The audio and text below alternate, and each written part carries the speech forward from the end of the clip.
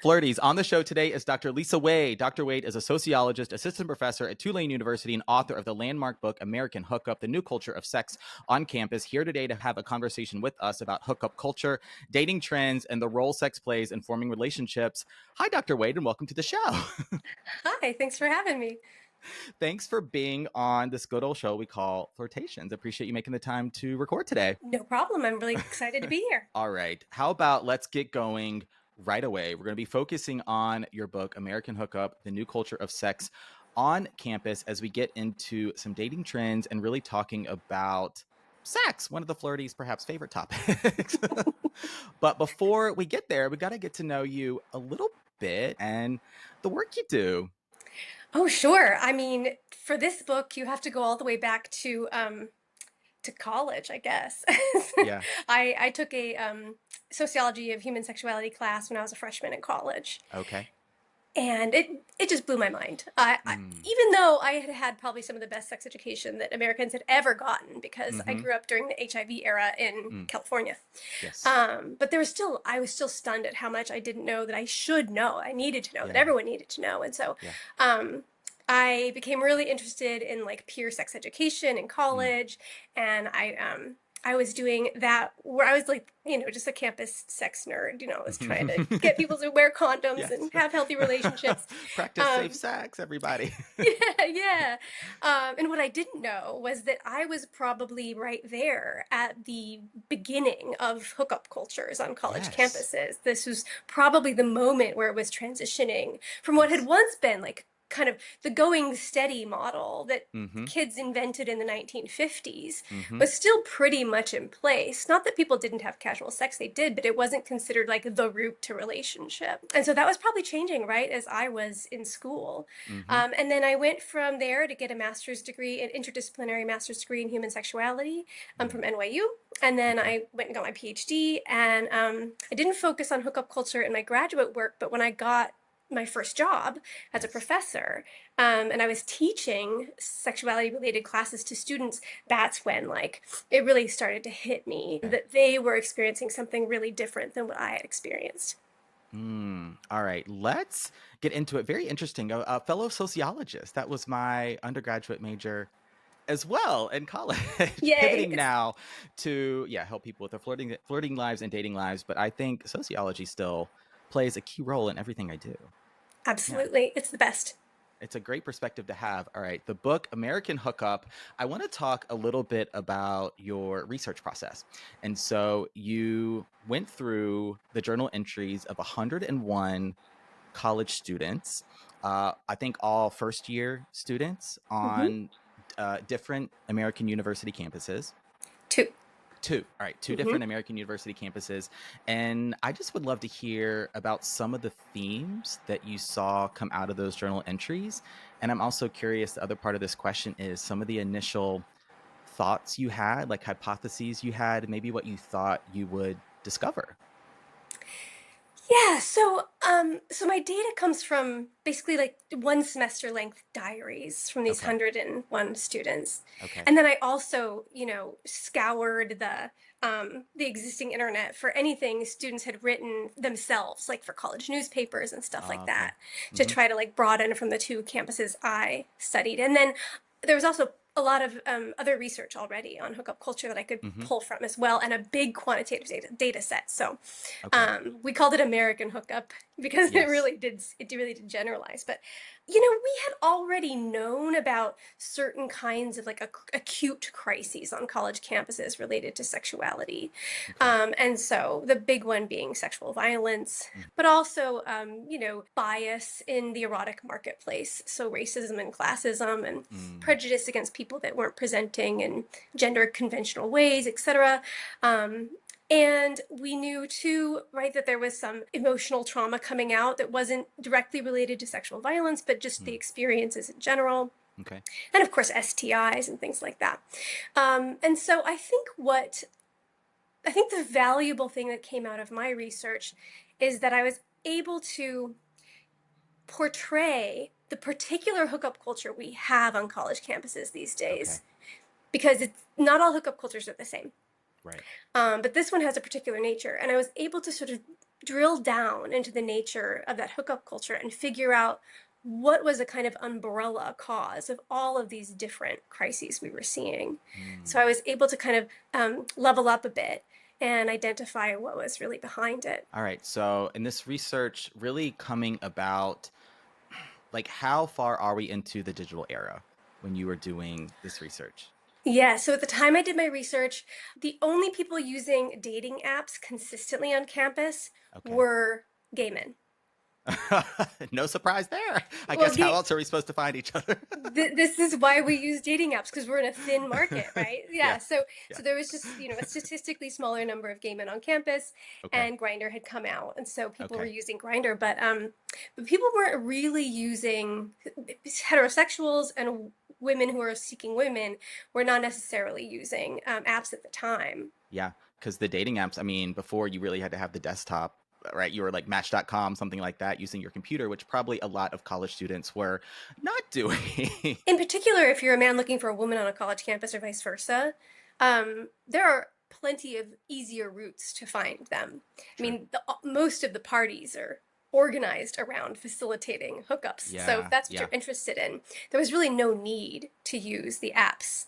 Okay. I studied hookup culture during COVID, and then there was a lot of app Ooh, use. big Um, shift. and now these days, what the research is showing is that if students are using apps outside of COVID, then Mm-hmm. they're probably doing it to find dates and not Mm-hmm. hookups. Mm-hmm. Because, again, men seeking women, vice versa, on college campus, easy to find a hookup just by going to a party. Mm. Okay. But if you're looking for a date, that's a lot harder to get on Yeah. campus. And Yeah. so they're using it as a romantic pathway, but not necessarily as much a sexual pathway. All right. And how would you, in your work, define hookup? Give me some Oh, good context to the question. word. Yeah. Good question. So I would define a hookup as some measure of sexual activity Mm-hmm. that is engaged in with the premise that it's casual and not Okay. emotional. And I think that the ambiguity, like what exactly did you do? If you Mm-hmm. say we hooked up, it doesn't really tell us a lot. Mm-hmm. Is very strategic. So it Okay. kind of allows there to be a big question mark that people can fill in or not. Yeah. All right. I think we're getting grounded, Dr. Wade. I've just got a couple more questions. The researcher, the sociologist in me is like, we got a couple more pieces of information to get to. Did your research primarily focus on women dating men, more heteronormative relationships, or was there some diversity there? So the dominant hookup culture on most college campuses is going to be for men seeking women and vice versa. Okay. But my study included everybody, and I actually Okay. had, I think it was like a quarter of my students were queer of some kind, Ah, okay. and about Very about cool. half were students of color. Awesome. High percentage of students coming from working class backgrounds, and in my study, and this is pretty consistent with other research too, about a third of students weren't hooking up at all, Mm, and that's okay. important because if hooking up is a culture, it means you have to be dealing with it even if you're not hooking up. And that was an Exactly. important part of what I found. Definitely. And we're definitely going to be coming back to that point. Several points you've already brought up. What colleges or college campuses were you looking at? Were they like Big Ten schools, small liberal arts? Yeah, what were they looking like? My specific research, so like the qualitative data, the kind of heart of the book, comes from a secular liberal arts school in the Southwest Okay. and a religiously affiliated liberal arts school in the South. All right. Cool. I think that pretty broadly represents a lot of campuses you're going to find across the US for sure, right? Well, I was Yeah. lucky that there was a lot more research that I could borrow Yeah. from. Yeah. Oh my gosh. All right. Let's get into it, Dr. Wade. I'm really interested and I want to hear about this. One of the points you bring forth in the book is this hookup culture as a way to form relationships. And I want to kind of balance that with a lot of just news we're seeing about how Gen Z is having a lot less sex. And so how can we start to reconcile those 2 points where if sex is a way to form relationships, but we have a whole demographic of people that research says are having less sex, it should indicate that they're also having fewer relationships. So I Yeah. just want to get your perspective on that. Yeah, I think this is a really important facet. So we had starting in the 1950s this idea of going steady, which is Yeah. this sort of charming, kind of sweet idea that two people like each other, they go on a date and they're nervous, they share a milkshake, right? And then actually to the chagrin of many of the adults in the 1950s, their emotional and sexual intimacy increases apace, right? Okay. And this is the sexual culture that hookup culture replaces.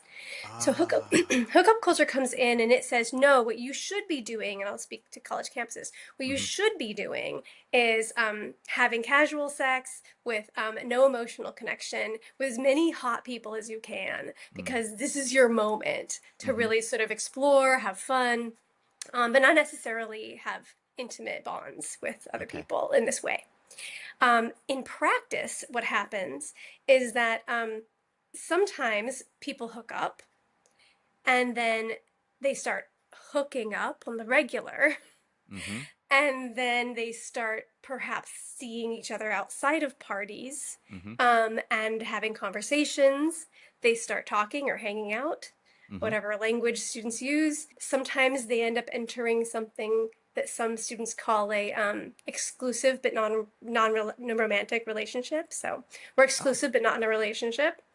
And that's then if they almost get a new one for me. It sounds like situationship land in a sense. Friends with Yes. benefits. If Yeah. they get really brave, they have that labeling talk, right? The define the Okay. relationship talk. Yes. So it's this very awkward situation where everyone's pretending not to be interested romantically in each other, but some people are. And if Mm-hmm. you want to go along all of those baby steps towards a relationship, then you have to start breaking the rules of hookup culture. And Okay. students tend to do it very gently, very carefully, in little Mm-hmm. tiny ways, Mm-hmm. to get some reassurance that maybe we are making this transition. And so people do end up in relationships in hookup culture, but hooking up has co opted the whole process. Yeah. Yeah. Okay, so students having less sex, getting in less relationships. Hookup culture, its particular nature on campuses these days is, well, the easiest way to say it is that it's organized around the stereotype of what a man might want. Okay. Okay. So that's the nature of the hookup culture. And Mm-hmm. so everyone, men and women alike, are like you know acting as if all they want is to just have sex and walk away. Mm-hmm. And that is a difficult way for some people to feel comfortable with sex. Yeah. Yeah. So a lot of people are more comfortable with the 1950s model, Mm-hmm. where they proceed apace, sexual and emotional stuff. But not everybody is comfortable with just jumping into the deep end, especially Right. when a lot of these people are virgins when they start college, right? They're new to Yeah. this. And Yeah. so I think hookup culture has directly led to a decline in how many young people are having sex, because it's a little Mm, scary and it doesn't it suit is. everybody. And if they're not having sex, then their likelihood of getting in a relationship does go down. Does go down. And so I think those things are all related. Even though it sounds like hookup culture is the opposite of a Mm-hmm. sex recession, I Mm-hmm. think they're entwined. That makes a lot of sense, and I definitely think they are too. I mean, it's been a minute, Dr. Wade, since I've been on a college campus as a student, but I think back to like my experience of I came into it with very little sexual experience. And at the time, now knowing I more identify as a demisexual, where I really want that emotional connection, that emotional intimacy and vulnerability before I even feel safe and comfortable exploring some type of physical intimacy connection with someone, but not being aware of that at the time and then trying to fit in, right? So really just going all in, rushing towards sex, which is where I'm going with this next question, because it sounds like going back to the 50s, 60s, this going steady, more traditional, quote unquote, style of dating. It's like the dating is still happening. It's the sex is coming first, Mm-hmm. right? Which Mm-hmm. is so interesting when you jump towards that. And now it's almost like you have to backtrack and like, oh, what's your name? Yes. Like, it's such an interesting way of getting to know someone, yes, very intimately before before you know even who they are. Yes, and I've heard students call the 1950s style reverse dating. For them, it's backwards. Oh my God. Dr. Wade, I can't reverse dating. Uh, all right. So let's then, yeah, stay here for a moment. Let's say we're in the 50s, 60s, and I want to talk about the sexual revolution, the feminist revolution and how that might tie into this American hookup culture that we have, and some of the observations and takes that came from your research.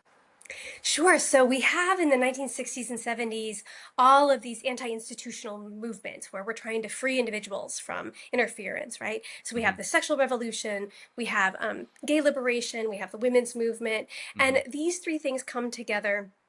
And feminists are fighting really at the time for two things, and this becomes really important. They are fighting for the right to enter male spheres and to adopt masculinity, right? So they want to be able to play soccer and become doctors and all that good stuff, and they want to be allowed to be competitive and ambitious, and they want to make money, and they want all the things that men have, right? So they want access to those things, but they also want everybody to sit up and notice that the things that women are doing that they're held responsible for, and femininity, all those things are valuable too. And so those things should be well compensated and well regarded and all those things. And so what happens is as these movements progress, the feminists get the first thing, but they don't get the second thing. Okay. So women kind of start getting access to male spheres. They're allowed to work some masculinity into their personality characteristics, but we don't start to value femininity more. In fact, over time, we value it less. And so hookup culture arrives right as the kids of those movements, right, start to get to college campuses around the mid 1990s, and they've been told now their whole lives, these girls, right, boys have been told to be boys because being a girl is still devalued, right, but girls, they've been taught you can do anything you want to do in life, and by that they know what their parents mean is you can do things that boys do. And so hookup culture is just everybody, as I mentioned, sort of trying to embody this stereotypically masculine way of being sexual because that's what's valued. And we still look at femininity and like feminine approaches to sexuality as being cute, sweet, but not badass, right? Not cool, not liberated. And so then women are kind of stuck in this position where they can kind of do either one, but it's been made clear to them that if they want to be considered a cool girl, then hooking up is what to do. All right. I got a few questions here, maybe dispelling some misconceptions of hookup culture. One is that somehow, right, women are less good at hooking up than the fellas. What do you think? Okay, this is a big stereotype, right? That women just don't like casual sex. I mean, it goes back to this stereotype I just talked about masculine approaches to sexuality. Look, there's no way to know if women are less biologically attuned to be casual about sex than men. We would have to do an experiment that would be extremely unethical to find this out, which would mean taking people out of culture and experiences. So we don't know. But what I do know is that because hookup culture is framed as masculine, there is an assumption that women are worse at it. And that assumption that women are worse at it, I mean, imagine competing in a game where everyone just thinks you're bad at it, no matter what happens. And so what happens is, no matter how casual a woman is about sex and hookup culture, if she's hooking up with men, the men are going to assume that she wants to be in a relationship with them. They just don't buy it, right? And if men are assuming that every woman they have sex with wants to be in a relationship with them, then they start stiff-arming all these women, right? They're like, don't get feelings, because I know you're getting feelings. And then the women are like, no, I'm not stupid, weak, kind of feminine girl. I'm a badass. I don't have feelings for you. So then they start stiff-arming the men too. And it creates this dynamic where everyone's sort of like really aggressively pretending they have no feelings for the other person, whether they do or not. But if you're a woman in this situation, having everyone you're sleeping with assume that they're getting something from you that you don't actually want to give them feels bad. So I had a student, for example, she was hooking up with a guy. She didn't have feelings for him. He falls for someone else. He very nicely brings her to a picnic table and explains that they can't hook up anymore because he's fallen for this other girl. And she's like, oh, well, that's kind of you to tell me, because that's not typical. And then he says, I'm so sorry I did this to you. I really didn't mean to hurt you. And she's like, oh, I'm Right. fine. And he's Uh-huh. like, you're really lovable. Like you will find love someday. And she's like, Uh-huh. oh, but I'm fine. And he keeps going and going. And she says in her diary, she says, I never realized that all the men I was hooking up with assumed they had all the power and that I Oh. was the one who was powerless. But that's exactly what she learned in that moment. And it is that unequal gender dynamic. It's that Mm-hmm. asymmetry that makes Mm-hmm. it, is part of what makes it less pleasant for women. Yeah. Okay. I'm just honestly trying to wrap my head around all of this. It's so interesting because I definitely see and have experienced some parallels in the queer community as well. This kind of stiff arming when it comes to emotional intimacy and vulnerability, really leading with sex, sort of leading with this concept of desirability, right? Of like wanting to be liked, and if I can receive, like, give someone sexual pleasure or gratification or be kind of accepted, liked in that way, then somehow maybe I'm going to be more likable in a relationship context. There's Oh my god, there's so much here. I don't know how you managed all the research. I have one misconception here that I wanted to touch on, where I think you just alluded to it, that somehow men are less inclined, or yes, they're not as great at emotional connection as women. They may have less practice because of Yeah, the way we raise boys versus very true, girls. very true. But I will tell you from these diaries, it's one thing to sit down and do an interview and ask Hmm. somebody how they're feeling on that day. But to have someone get into the habit of on a weekly basis reflecting on their experiences with sex and dating and parties and Hmm. friendship, week after week after week, it gets deeper and deeper. They get more and more comfortable, and Hmm. you start to see trajectories in their emotional lives. And Hmm. I will say that, most of the men I study, queer and straight, are full of feelings, Yeah, and they're falling for people, and they yeah. want something healthy Hmm. and, that isn't so stressful. In fact, most students, even the ones that are really enthusiastic about hooking up, Hmm. are interested in a relationship if that comes along. So these young people are being expected to like shut emotions down, but they're full of emotion Yeah, almost universally, yeah. boys and girls. That makes a lot of sense, and I'm curious about almost this replacement of sexual intimacy with emotional intimacy, right? It's almost like if we can connect in that way, if we can feel something in that way, I don't think it's just about, however you're defining hookup, if it's like a strong makeout session, if clothes are coming off, if there's something more happening. It's almost like we just want to feel that connection. And so sometimes that's maybe easier than using our words or actually going on a date, or maybe it's more convenient. I think a lot of this is about convenience as well. This kind of, well, I don't owe anyone anything kind of thing. This, right? I don't want to bring anyone in. I don't want to ask for anyone for anything kind of mentality. And so as we're looking to find belonging and connection, um, maybe this is one way we do it. It's hookup culture very nicely, its evolution very nicely also matches the introduction of what we call neoliberal politics and Oh. economics. So, as around the same time, around Mm. starting in 1980, Mm-hmm. is when our American, the political order starts shifting away from the safe social safety net. Let's have a big middle class that Mm-hmm. we get after the Great Depression. In the Mm-hmm. 1980s, we start saying, no, no, no, government is the problem, right? That's what Reagan said. Mm-hmm. And so we start thinking, let's rip up the social safety net. Everybody's in it for themselves. Yeah. Compete as individuals in a Mm. so-called free market, and if there's winners and losers, oh well, Yeah. right? And this freedom from mutual obligation and accountability becomes part of our culture more Yeah. broadly, and it's absolutely what you see in hookup culture. These are neoliberal sexualities being nurtured. Oh my gosh, this is so fascinating because I've always said, like, we live and date within systems, right? Political systems, of course, economic systems, cultural systems, which include Yep. our media. It's all interconnected. We don't exist in these just isolation tunnels, and we don't date in isolation or in these vacuums, as if none of this has impacted us, at least subconsciously. Yep. Mm-hmm. Yeah. So we want to say, what's wrong with these kids, right? Yeah. No, that's not the question. It's like, what kind of culture have we thrust upon them? Yeah. Yeah. And I think, regardless of where you are in the world, if you're in the US, in Europe, Australia, Asia, Africa, South America, did I get them all? Antarctica? Yeah, Africa. I think I said Africa.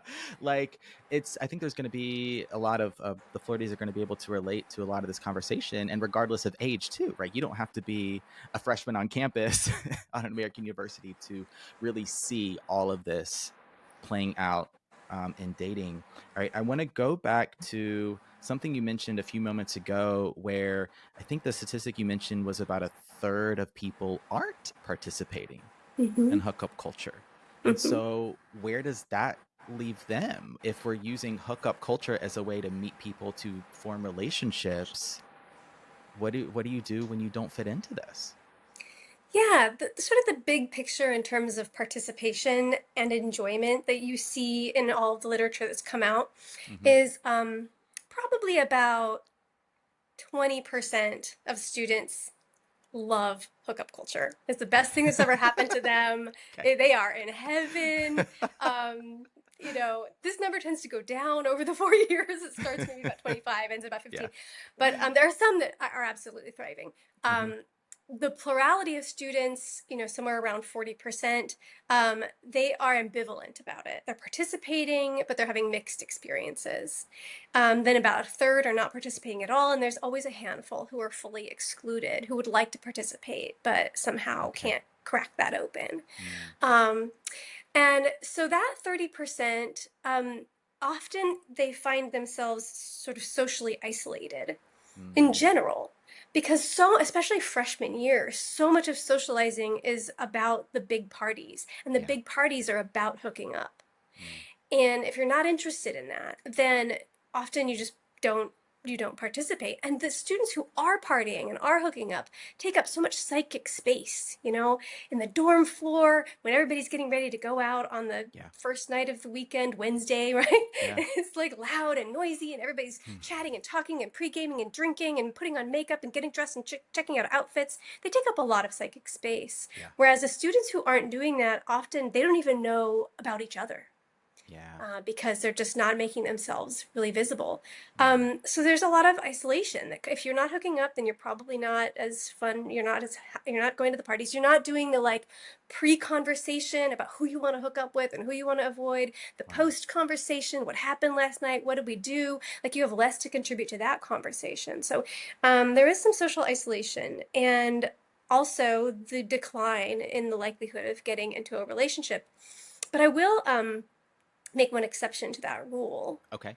I think of I've been studying hookup culture a long time, and I think the Hmm. people that are having the best sex in college are probably the nerdiest of the nerds. The nerdiest of the nerds are like, I'm not interested in any of this Yeah. drinking at frat parties. No, thank you, right? Uh-huh. And then they're finding each other, and they're Uh-huh. playing Magic the Gathering, and they're getting to know one another, and Yeah. they are having something more akin to like they're having sex with their friends. Yes. And then that actually makes easing into relationships possibly better, or at Yeah. least like heightens the accountability a little bit, Yeah. if you're having sex with a friend versus someone you might never see again. So Mm. I think those kids are the luckiest ones in terms of sex I, and dating on campus. you know what, Dr. Wright? I think you're onto something. It reminds me of the scene from American Pie, right? One time at band camp, I think, like, probably having the kinkiest, best sex of them all. The only student in all of that research of the 101 that made me blush Yeah. was just didn't care about fashion, Uh-huh. didn't care about her hairdo, Hmm. nerdy girl who was systematically deflowering every nerd boy she could find, Oh my God. and If she that was is not having a great time. if that is not girl power, I don't know what is.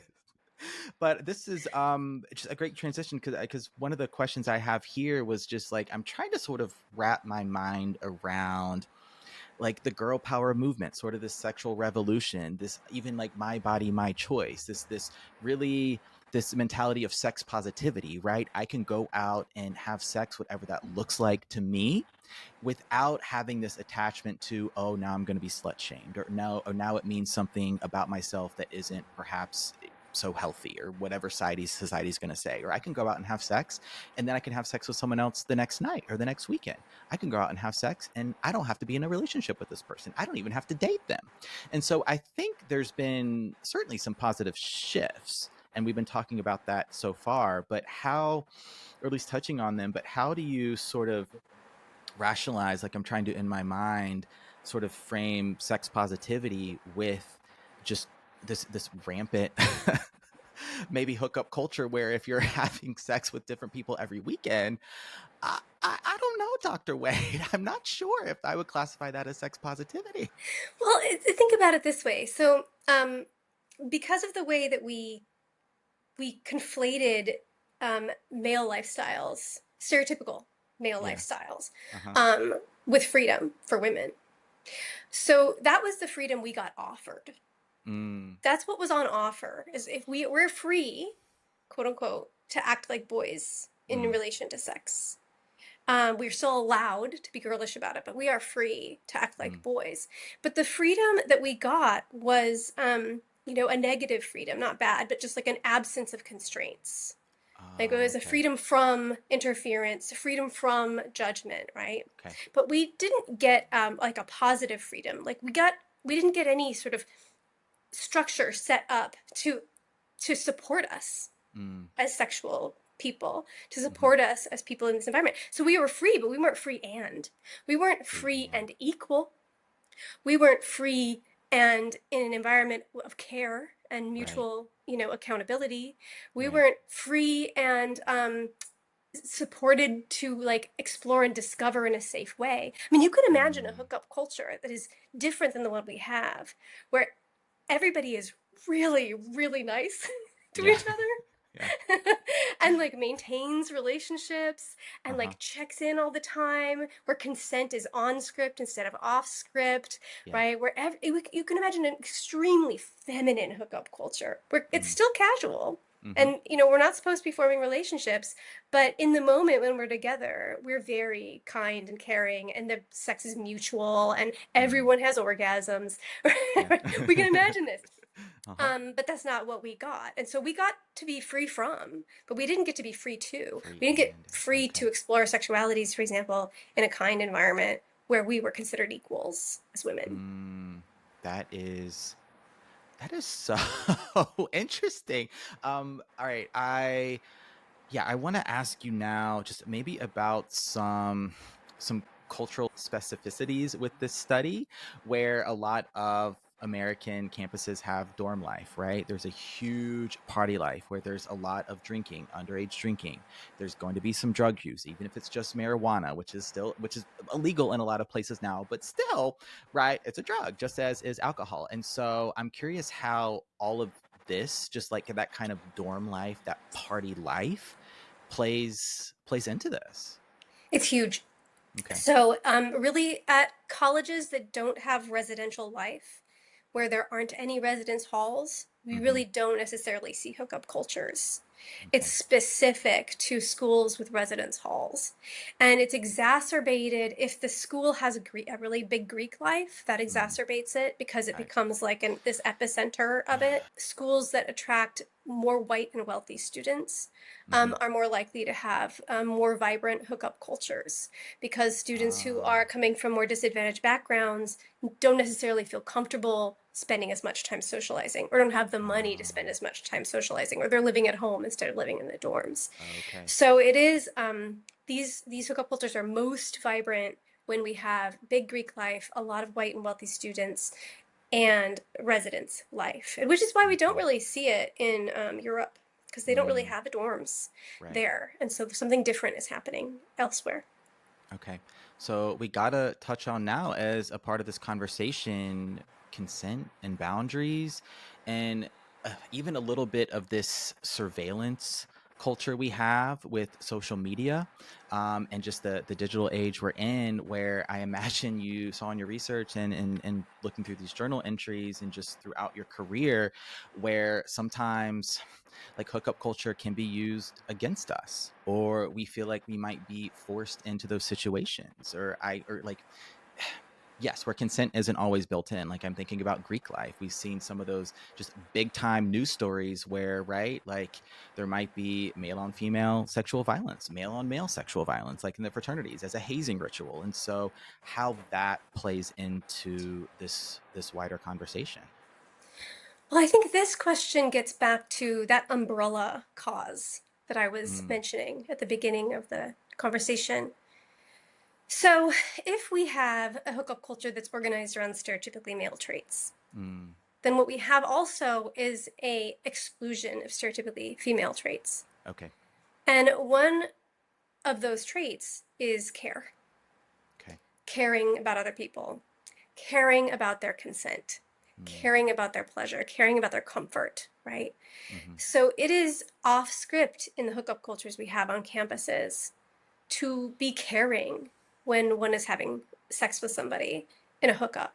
So much so that like they try to avoid any any kissing that's too tender, any caressing or eye contact of any meaningful kind. Yeah. Like the whole point is for the sex to be hot but not warm. Okay. So if you Okay. have a whole community that is enacting carelessness Mm-hmm. and trying to show that they're not weak and pathetic and feminine, they're badass and boyish, then you're not supposed to display any care. Mm-hmm. And then what kind of environment is that for a consent culture? Right. Because asking for someone's consent means you care about what they want. Absolutely. Mm-hmm. Giving them pleasure is like, I want you to be happy. I care about you being happy. Mm-hmm. And so this imperative to be careless about sex Yeah. doesn't just create this carefreeness, this freedom from, but it creates this like sort of toxic carelessness Yeah. in general. And I think the drinking relates to that, right? The Has to. drinking, Has the to. frat party. I mean, frat Yeah. parties are supposed to be wild, right? We're Yeah. supposed to be throwing our cares to the Mm-hmm. wind and going crazy. And so it's the perfect, it fits with this bigger narrative about we're Uh, not supposed to worry about anything or anybody but yeah. ourselves. Yeah. I'm not in a fraternity, never have been, but I I've seen old school. I've seen National Lampoon, and I think about like when I just first started college, I was like, honestly, Dr. Wade, I was shocked. Like I did not drink in high school. I did not use drugs in high school. I was very much a goody goody two shoes, right? By the book, doing my work, just trying to get into the best school I possibly could. And the second I started college, I could not believe it. Like I could not believe it. Yeah. All the time, everywhere you looked, everything was centered around drinking, around drugs, around partying, around sex, who's hooking up with who thinks who is hot. And what you talked about a moment ago, if you don't have access to those spaces, or you don't feel like you belong in them because maybe you aren't drinking or you're sober or you don't want to participate in hookup culture, like the access piece is like, just because it's there doesn't mean that you're a part of it. Mm-hmm. Yeah. Yeah, a party school's social life is kind of organized around recklessness. Yeah. And so that's what the sex is like too. So where where do we go from here, Dr. Wade? What are some of the conclusions that you drew from your research? Okay, well, I'll give you a few. I mean, everyone wants advice for individuals, Yeah. and I'll give that. Um, and I'll give an answer that's about more sociological too, Okay. and then I have one more direction to go in. But Okay. so the advice for individuals is to trust your feelings. Mm. That you don't have to participate. There's nothing Mm-hmm. wrong with you if you don't like it. That you should feel, even though it's really hard and scary, Yeah. you have the best way to get what you want is to tell somebody. Okay. And if they reject you because you want something that's not on the script, consider it a dodged bullet. Mm. Um, At the institutional level, students can organize and try to change the cultures on their campuses. They can try to get the institution to give less priority and privilege to fraternities. They can ask for resources so that they can build sexual cultures that could compete with hookup culture on campus. Mm-hmm. There's a world in which there's multiple competing sexual cultures on a campus, and people get to pick which one they want to play with for a Yeah. while, more Yeah. like a menu. But then I want to add that I'm not sure how long hookup culture is going to last. I Please say more. I'm thinking the same thing. Yeah.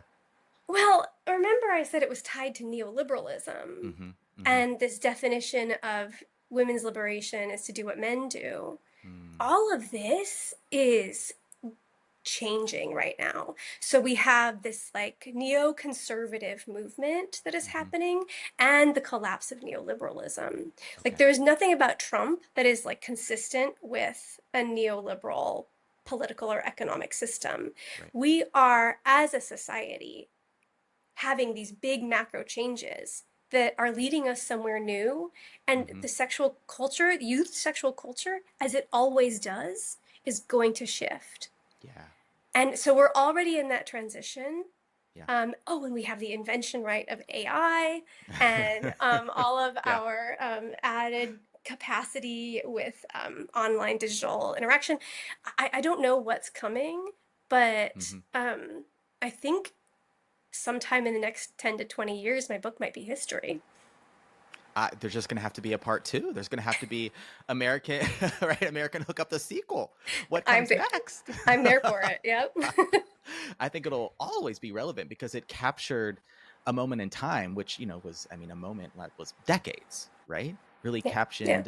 captured how dating and relationships and sex played out on American campuses, which we see play out all over the world and even in our adult lives, and how we form relationships and how we date, really leading with sometimes with sex, kind of this sacrificing of one's needs of emotional intimacy, really to kind of be desirable, to be liked, right? And leading with sex, or really focusing on physical attraction, physical chemistry, is the lowest hanging fruit, right?